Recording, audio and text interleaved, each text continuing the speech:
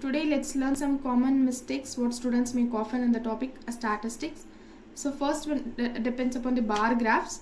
So in common mistakes, students often forgot to maintain equal spacing between bars or mislabel the axis.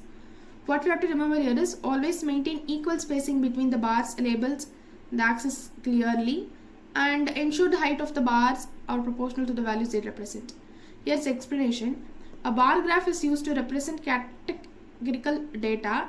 Each bar size is proportional to the value it represents, making comparisons easier. Okay. For example, a bar graph showing the number of students born in each month in a class.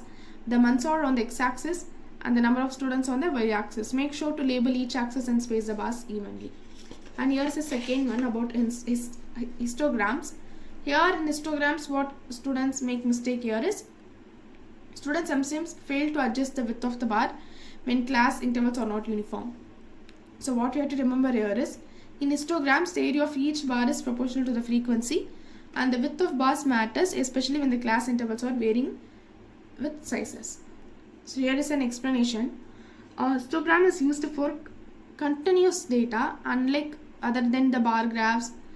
Okay, histograms represents data and ranges like class intervals should have bars if varying widths intervals differ. An example, a histogram for the weight of 36 students where class intervals like 30.5 to 35.5 kg and 35.5 to 40.5 kg must be represented with the bars of different widths based on the class size.